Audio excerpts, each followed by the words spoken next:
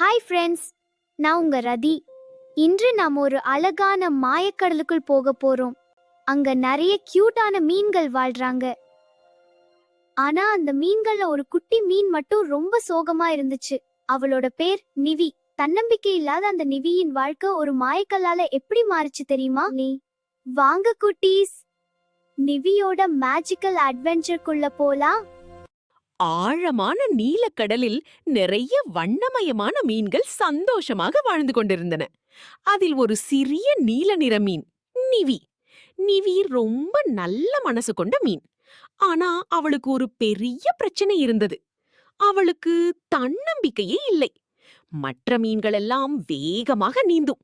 ஆனா நிவி மட்டும் மெதுவாக நீந்துவாள். ஒரு நாள் எல்லா குட்டி மீன்களும் ரேஸ் போட்டுக் கொண்டிருந்தன. வாங்க, யாரு ஃபர்ஸ்ட்னு பாப்போம். அனைவரும் வேகமாக பறந்த மாதிரி நீந்தினார்கள். நிவியும் முயற்சி செய்தாள். ஆனா பின்னாலேயே இருந்தாள். சில மீன்கள் சிரிக்க ஆரம்பித்தன. நிவியால எதுவும் முடியாது, அவர் ரொம்ப ஸ்லோ. அந்த வார்த்தைகள் நிவியின் மனசை காயப்படுத்தின. அவள் அமைதியாக அங்கிருந்து நீந்தி போனாள். நிவி தனியாக ஒரு பழைய கடல் குகை பக்கம் சென்றாள். அங்கெல்லாம் அமைதியாக இருந்தது. சிறிய ஒளிக்கதிர்கள் மட்டும் தெரிந்தன. அப்போ திடீரென்று ஒரு பச்சை நிற ஒளிரும் கல். வாவ்! நிவி மெதுவாக அந்த கல்லை தொட்டாள். அந்த நொடியில் அவளுடைய உடம்பு முழுக்க ஒளி பரவியது.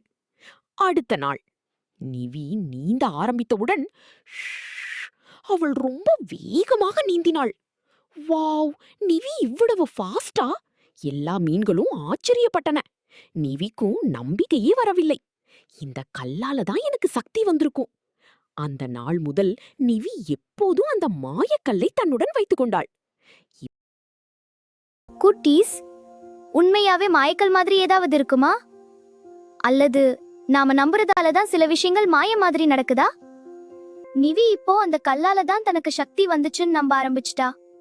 ஆனா உண்மையான சக்தி அந்த கல்லுக்குள்ள இருக்குதா, இல்ல நிவிக்குள்ளேயே இருக்குதா? இப்போ நிவி எல்லாருக்கும் உதவி செய்ய ஆரம்பித்தாள். சிக்கிய குட்டி மீன்களை காப்பாற்றினாள். வயதான மீன்களுக்கு உணவு கொண்டு கொடுத்தாள்.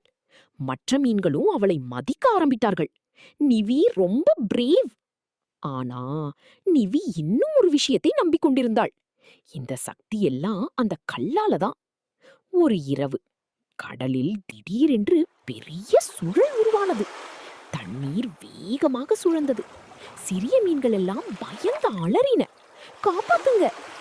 அந்த குழப்பத்தில் நிவியின் மாயக்கல் கைவிட்டு போய்விட்டது. அது ஆழமான கடலுக்குள் மறைந்து விட்டது. நிவி அதிர்ச்சியாக பார்த்தாள். ஐயோ, என் கல் போயிடுச்சே! இப்ப என்னால யாரையும் காப்பாற்ற முடியாதே!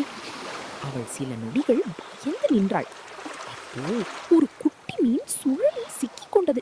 நிவியக்கா, ஹெல்ப்! அந்த குரலை கேட்டதும் நிவி தன்னையே மறந்து வேகமாக நீந்த ஆரம்பித்தாள். ஒரு மீன், இரண்டு மீன், அனைவரையும் பாதுகாப்பான குகைக்குள் அழைத்துச் சென்றாள். அவள் நிற்கவே இல்லை. கடைசியில் எல்லா மீன்களும் பாதுகாப்பாக இருந்தன. சுழல் நின்ற பிறகு நிவி சோர்வாக உட்கார்ந்திருந்தாள். அப்போதுதான் அவளுக்கு ஞாபகம் வந்தது. என் கல் இல்லாமலேயே நான் எப்படி இவ்வளவு வேகமா நீந்தினே? அந்த நேரம் மெதுவாக ஒரு ஆமை வந்தது. அது சிரித்துக் கொண்டு சொன்னது, மந்திரம் அந்த கல்லில் இல்லை குட்டி, அது எப்போதும் உன்னுள்ளேயே இருந்தது. நிவி ஆச்சரியமாக பார்த்தாள். ஆமை தொடர்ந்தது, அந்த கல் உனக்கு சக்தி கொடுக்கல, உன்னை நீ நம்பணும் என்று மட்டும் நினைவுபடுத்திச்சு. நிவியின் கண்களில் சந்தோஷ கண்ணீர். இப்போ அவளுக்கு புரிந்துவிட்டது. உண்மையான மந்திரம் தன்னம்பிக்கையும் முயற்சியுமே. அந்த நாள் முதல் நிவி எந்த மாயக்கல்லும் இல்லாமல் தன்னம்பிக்கையோடு வாழ ஆரம்பித்தாள். உண்மையான சக்தி வெளியில் இல்லை, அது நம்ம உள்ளே இருக்கும் தன்னம்பிக்கையில்தான் இருக்கிறது. வாவ் குட்டீஸ், நிவிக்கு இப்போ உண்மையான மந்திரம் என்னன்னு புரிஞ்சிடுச்சு.